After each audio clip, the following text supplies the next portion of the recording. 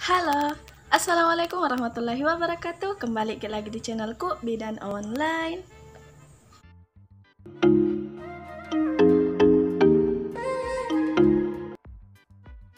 Halo. Oke, di video kali ini kita akan membahas tentang Q&A. Jadi, ada banyak pertanyaan, bukan banyak sih, ada beberapa pertanyaan yang dilontarkan oleh teman-teman, baik itu melalui komentar YouTube ataupun DM Instagram yang sudah saya kumpulkan dan akan saya jawab di video kali ini. Jadi, kalau misalnya ada teman-teman yang juga mempertanyakan hal yang sama, bisa simak jawabannya.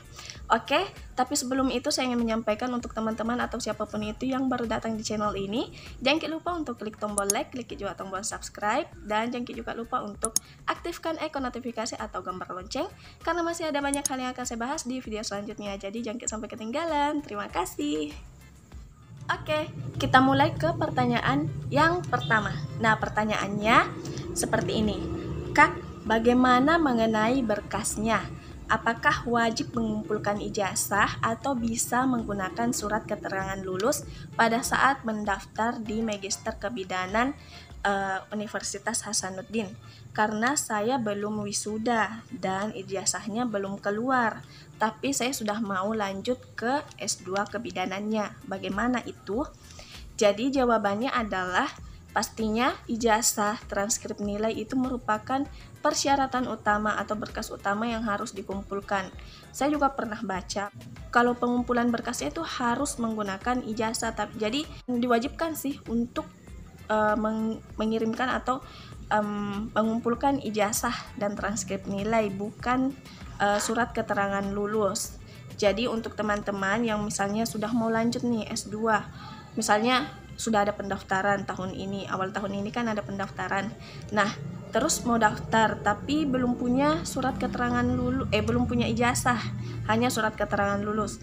Saran saya sebaiknya sih tunggu saja dulu, karena kan pendaftarannya itu 2 kali setahun, jadi bisa untuk ikut di bulan selanjutnya atau di penerimaan selanjutnya kan, bisa setelah ijazahnya keluar, nanti kalau ada pengumuman bisa dilanjutkan untuk pendaftaran S2 kebidanannya. Nah, oke, kita lanjut lagi ke pertanyaan yang kedua. Pertanyaan yang kedua itu, apakah yang mendaftar ada juga yang tidak lulus? Nah, jadi yang mendaftar pasti ada yang namanya proses seleksi. Nah, di proses seleksi itu ada yang terpilih dan ada yang tidak terpilih. Ada yang lolos dan ada yang tidak lolos. Jadi kalau misalnya nilainya mencukupi, lolos. Kalau tidak mencukupi ya tidak lolos. Karena ada juga beberapa teman di angkatan saya, itu mereka lolos setelah 2 kali pendaftaran. Ada yang 1 kali pendaftaran dan ada juga yang langsung lolos. Jadi di situ kita bisa lihat bahwa ada seleksi, dan pada saat pendaftaran saya juga itu ada beberapa teman yang bersama saya pada saat proses pendaftaran, tapi setelah pengumuman kelulusan, setelah masuk untuk untuk penerimaan lah istilahnya, untuk penerimaan mereka itu tidak ada. Saya tidak melihat mereka. Jadi ada juga yang lolos dan ada yang tidak, tergantung nilai mereka, tergantung hasil dari tes yang diberikan. Oke, kita lanjut lagi ke pertanyaan yang ketiga. Kak, draft penelitian itu apa? Jadi draft penelitian itu adalah rancangan atau konsep penelitian kita nantinya setelah kuliah S2. Terus kalau misalnya kita belum punya konsep, kita belum tahu mau penelitian apa nantinya, ya tidak apa-apa, kalian bisa menggunakan penelitian kalian pada saat S1 atau bisa minta juga contoh draft ke teman-teman kalian. Jadi kalian bisa lihat contoh draft, kemudian penelitian kalian pada saat S1 itu bisa dibuat draftnya, kemudian dijadikan sebagai dokumen untuk mengisi draft penelitian kalian. Selanjutnya, pertanyaan keempat. Pertanyaan keempat itu seperti ini. Kalau kita belum tahu mau meneliti apa nantinya, apakah tidak bisa melanjutkan S2 karena harus membuat draftnya pada saat pendaftaran? Jadi bisa, seperti tadi yang saya jelaskan di pertanyaan nomor 3. Jadi kan, iya, misalnya draftnya itu kan draft penelitian kita. Kalau kita misalnya belum kepikiran mau meneliti apa, kemudian kita tidak tahu apakah itu nanti harus dipertanggungjawabkan.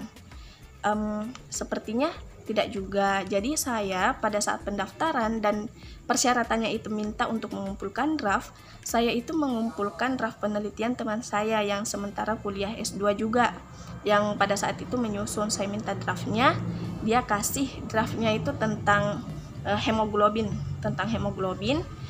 Sementara penelitian saya di S2 setelah saya kuliah itu tentang keluarga berencana. Jadi bertentangan kan, jadi itu tidak menjadi masalah. Jadi itu tadi saya sarankan, kalau memang kalian belum punya ide tentang penelitian kalian nantinya di S2, kalian bisa menggunakan penelitian kalian di S1 atau penelitian teman-teman kalian yang bisa kalian jadikan draft dan kalian kumpulkan sebagai persyaratannya itu.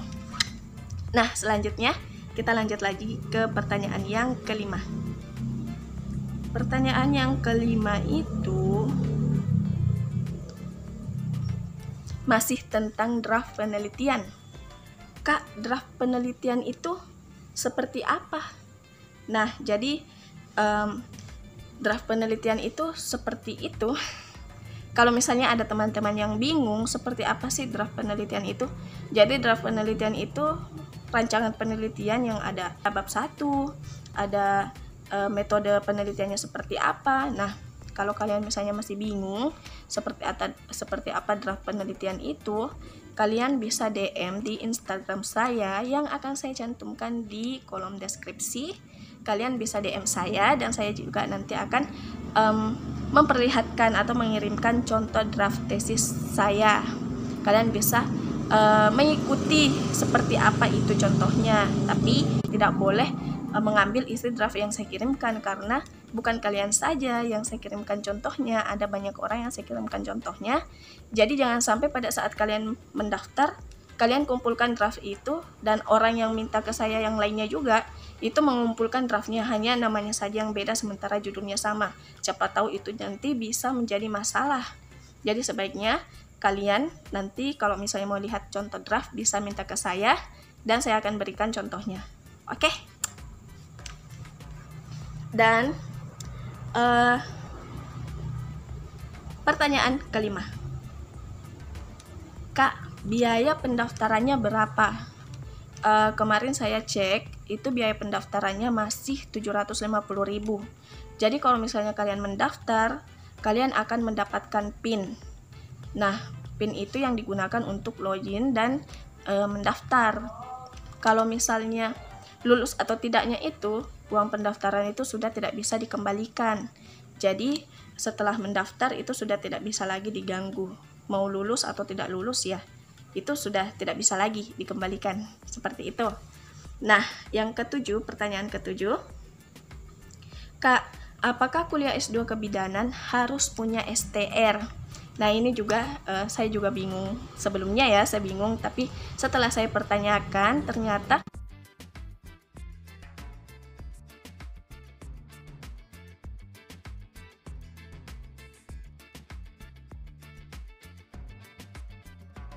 oke, itu jawabannya. Nah, selanjutnya masih ada pertanyaan selanjutnya ya. Yang ke-8 sekarang. Kenapa memilih S2 kebidanan? Kenapa tidak memilih untuk menjadi MKes atau Magister Kesehatan? Awalnya saya juga berpikir begitu. Awalnya saya itu ingin gelar saya di belakang itu SST MKes. Tapi setelah saya bertanya-bertanya dan ternyata beberapa orang menyarankan saya untuk melanjutkan kuliah secara linear. Linear itu artinya berhubungan lah antara S1 dengan S2-nya. Karena kan kalau misalnya S1 kebidanan, kemudian lanjut ke S2 Magister S2 Kesehatan Masyarakat, itu kan tidak linear. Nah, dan ternyata setelah saya lulus banyak sekali dibutuhkan tenaga pendidik atau tenaga dosen kebidanan yang syaratnya itu kuliahnya itu harus linear antara S1 dan S2. Jadi itu adalah keuntungan kuliah secara linear, karena untuk sekarang atau kedepannya nanti yang dibutuhkan itu adalah pendidikan yang linear. Jadi untuk kalian teman-teman bidan yang bingung mau lanjut kebidanan atau mau dengan gelar MKes, sebaiknya saya sarankan untuk lanjut tetap di S2 kebidanan, karena kalian sebaiknya punya pendidikan itu yang linear. Oke, seperti itu. Selanjutnya, pertanyaan ke-9. Apakah harus profesi dulu untuk melanjutkan S2 kebidanan? Jawabannya, tidak diwajibkan profesi untuk melanjutkan S2 kebidanan. Jadi misalnya kalian setelah selesai S1 kebidanan dan mau lanjut S2, itu bisa tanpa harus kuliah profesi. Begitu juga dengan profesi. Kalian tidak harus S2 dulu untuk melanjutkan profesi. Kalau misalnya kalian mau lanjut profesi dulu, bisa setelah profesi kalian lanjut S2. Begitu juga untuk kalian yang lanjut S2, kemudian mau lanjut profesi, itu bisa. Jadi tergantung kalian mau pilih yang mana. Kemudian saya juga mau sampaikan bahwa kalau misalnya kalian bingung, misalnya untuk beberapa teman yang mungkin berpikir, saya mau profesi, tapi saya juga mau MKep, yang paling penting itu yang mana di antara duanya? Nah, jadi perbedaannya profesi dan MKep atau S2 kebidanan, kalau profesi itu kan kalian tetap bisa, kalian hanya di pelayanan. Sementara kalau kalian mengambil S2 kebidanan, kalian bisa menjadi dosen, kalian bisa jadi tenaga pendidik. Jadi kalau kalian misalnya mau tetap di pelayanan, lebih baik kalian lanjut profesi dulu. Tapi kalau kalian mau jadi dosen, kalian bisa untuk lanjut S2 dulu. Nanti setelah S2 baru lanjut profesi.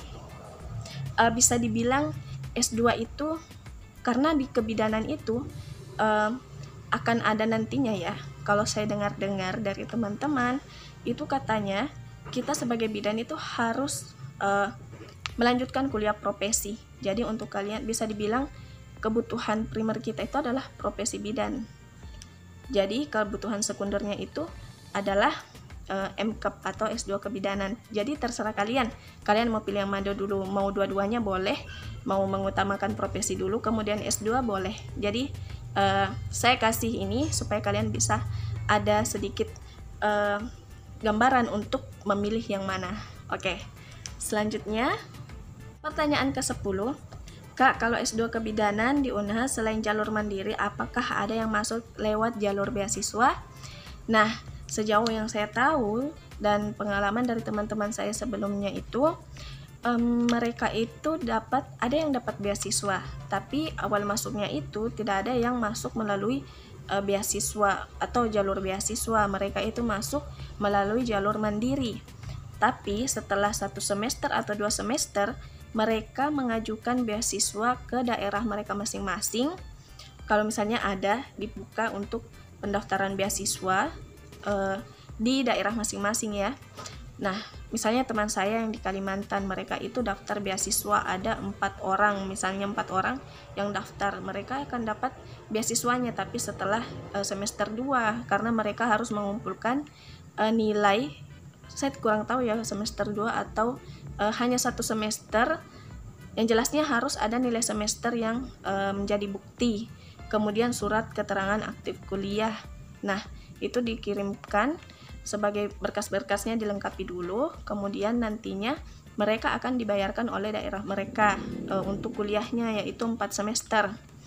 Tapi beasiswanya itu berbeda-beda. Ada teman saya misalnya dari daerah lain, mereka dapatnya cuma 30 juta, ada yang 40 juta, ada yang 20 juta, ada yang cuma dapat 15 juta. Jadi bervariasi tergantung dari daerahnya mau kasih berapa.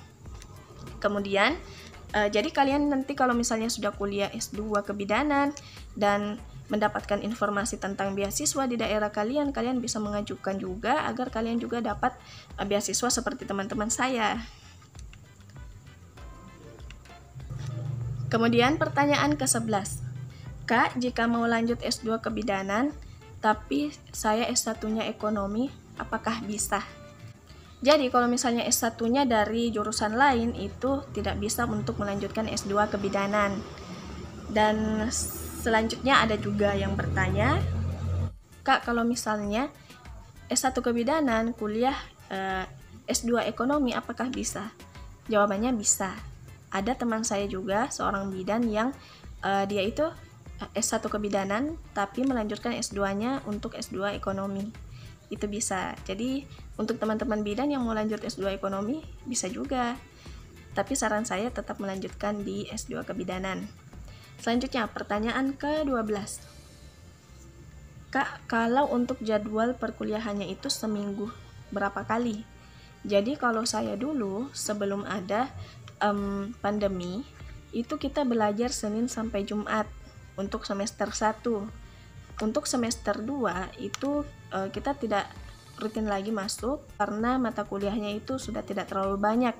Tergantung dari kita mau atur jadwalnya itu seperti apa, tergantung juga dari waktu dosennya. Kalau misalnya dosennya ada yang mau hari Jumat atau tidak ada dosen yang masuk di hari Jumat, berarti kita cuma kuliah Senin sampai Kamis. Jadi jadwal untuk kuliahnya itu sebenarnya Senin sampai Jumat, Sabtu Minggu libur.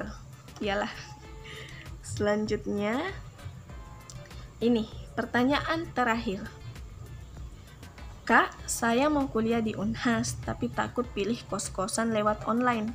Karena di video sebelumnya saya kan pernah buat video juga bagaimana caranya ke Unhas itu. Kalau misalnya kalian dari jauh kemudian mau cari kos-kosan itu bisa lewat Mamikos. Seperti teman saya dulu, dia itu dari Sumbawa ke Makassar langsung pesan kos itu di Mamikos. Tapi dia bertanya seperti ini. Kalau dia itu takut pilih kos-kosan lewat online, takutnya song katanya. Jadi untuk kalian teman-teman bidan atau calon magister kebidanan yang misalnya dari luar Makassar yang mau kuliah di Unhas dan bingung mau cari kos-kosan bagaimana, nah kalian bisa hubungi saya 1 minggu sebelum kedatangan kalian di Makassar. Nanti saya akan jadwalkan kita bertemu hari apa, atau saya akan usahakan bertemu dengan kalian di Makassar kalau misalnya kalian memang mau datang pada hari ini misalnya, tapi harus kabari 1 minggu sebelumnya. Kalau kalian tidak punya kenalan di Makassar, saya akan temani kalian untuk cari kos-kosan, dan saya akan rekomendasikan beberapa kosan yang pernah ditempati teman saya yang saya rasa itu bagus. Jadi jangan khawatir kalau misalnya kalian cuma sendiri dan datang dari jauh kemudian mau ke Makassar, jangan khawatir, hubungi saya siap insya Allah. Yang jelasnya itu tadi, kalian berkabar 1 minggu sebelum kalian datang ke sini. Apalagi? Mungkin itu saja dulu pertanyaan dari teman-teman yang saya bacakan di video kali ini. Kalau misalnya ada lagi yang mau bertanya seputar kebidanan, S2 kebidanan di Unhas, atau tentang S2 atau tentang yang jelasnya berhubungan dengan Unhas kebidanan, kalian bisa tuliskan di kolom komentar atau DM di Instagram saya yang akan saya cantumkan di kolom deskripsi. Oke. Terima kasih banyak untuk kalian yang sudah menonton, dan jangan lupa untuk klik tombol like, dan jangan juga lupa untuk share ke teman-teman yang lain agar banyak teman-teman yang mendapatkan manfaat dari video ini. Terima kasih, saya ucapkan wassalamualaikum warahmatullahi wabarakatuh.